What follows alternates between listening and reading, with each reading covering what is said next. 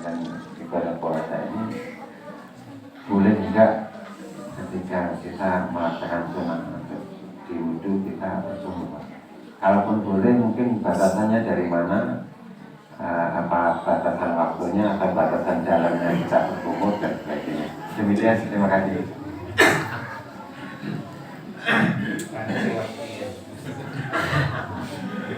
Ya baik, ini ada pertanyaan. Ini puasa ini kan kita itu wudhu, kalau mau sholat kan wudhu. Nah kita ada sunnahnya wudhu itu kan berkumur, kata Pak Sugeng tadi.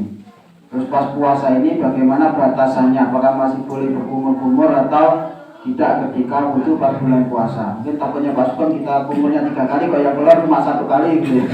Tidak kalah pandang. Nah ini jadi keterangan di kitab-kitab fikih itu memang kalau berkumur ketika di bulan puasa, ketika wudhu khususnya, ini masih diperbolehkan. Sampai kapan? Ketika zawalus samsi. Jadi ketika duhur ke bawah, artinya pagi dari sahur sampai duhur itu masih diperbolehkan, boleh, ya boleh.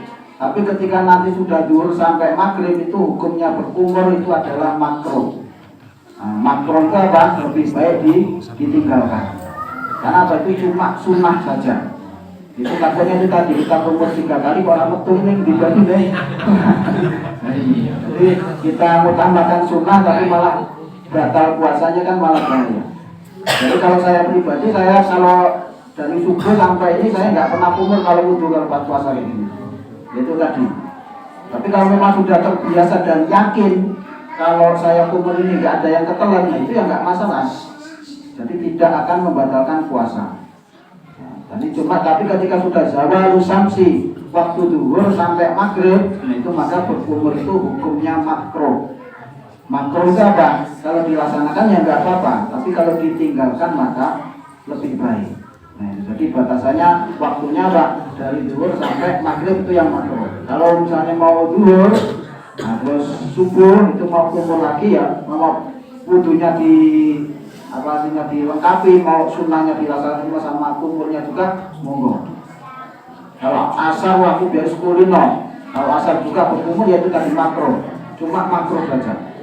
Cuman kalau nanti jagani, ya jagani itu tadi, ikhtiar hati-hati kalau sampai puasanya nanti menjadi batal itu, maka lebih baik ya ditinggalkan. Jadi kemantepan masing-masing. Kalau memang wudhu, memang yakin itu enggak menelan air kumur itu tadi ya monggo mawon. Nah itu Pak Sugeng ya. Jadi zawalus samsi, batasannya apa? Zawalus samsi dari duhur sampai maghrib itu hukumnya makruh. Mungkin itu jawabannya. Jawabannya sakit Pak.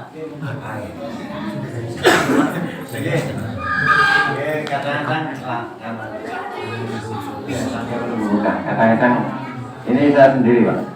Kadang-kadang saya sendiri ya belum tahu. Puasa Ramadan kan itu adalah puasa yang khusus ya, yang adanya memang di bulan suci Ramadan.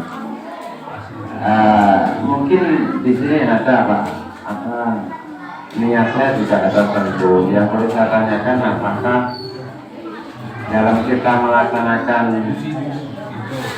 ibadah puasa di bulan Ramadan itu niatnya, misalnya kita habis terawih terbiasa kita membaca niat nawai itu sama rutin itu ya Pak Entersnya.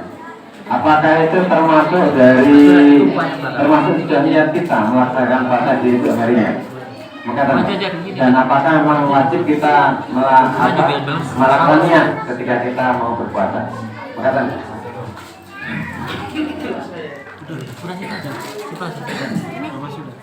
Ya, itu untuk niat puasa. Jadi puasa itu ada puasa wajib, ada puasa sunnah.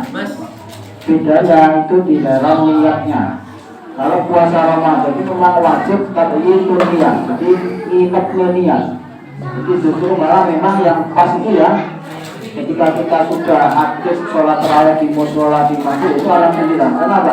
Setiap habis tarawih mikir mesti baca niat. Jadi memang yang bagus itu. Ya, jadi sudah membaca niat memang harus di malam harinya. Itu kalau sholat puasa Ramadan. Jadi harus malamnya kita sudah niat. Tapi kalau puasa sunnah, nah itu itu enggak apa-apa, kita enggak niat. Terus misalnya kita hari Senin itu mau sarapan, kita medikonnya kosong, harus liwat berhasil yang enggak kok tak niati saya mau puasa Senin saja, Senin ini itu jam 8 kita baru niat itu sah. Tapi kalau puasa Ramadan itu harus malamnya.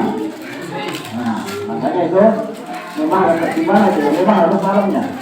Nah, terus, jadi memang harus itu. Artinya pas sebelum, nah, tapi kalau misalnya pas terawih lupa nggak, jalan kembali memang pas nggak terawih. Nah, terus kita kan bangun sahur. Nah, kita bangun sahur, ulangi.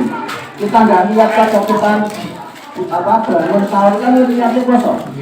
Nah, jadi kita nggak baca nawai itu semua, bukan niat itu kan dalam hati. Kita nawai itu semua, itu sunnah, melafalkan itu sunnah. Jadi kalau kita tiap hari insya Allah rajin bangun sahur, kita dengan bangun saja itu niatnya kita kan memang puasa besoknya itu.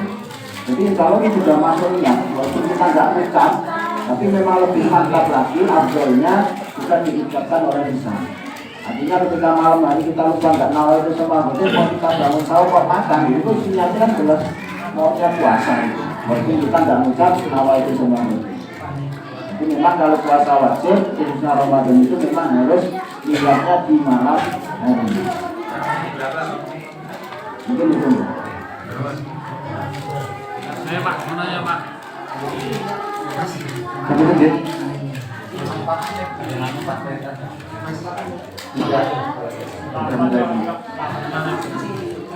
Ibadah itu yang bagus, ibadah istiqomah apa ibadah yang biasa? Ibadah apa istiqomah yang bagus? Antara dua itu yang bagus yang mana? Ya, ibadah yang istiqomah atau ibadah yang apa? Yang biasa ibadah. Gitu. Nah, jadi Rasulullah itu pernah ditanya kepada sahabat, ya Rasulullah, ayo amal ya habu ilallah. Wahai Rasulullah, amal apa yang paling dicintai oleh Allah? Maka jawabnya Rasulullah, jawamuha wa inqalla. Itu apa? Amal yang dilakukan secara istiqomah walaupun sedikit. Jadi istiqomah adalah makolasi al-istiqomah itu khairu min alfi karomah.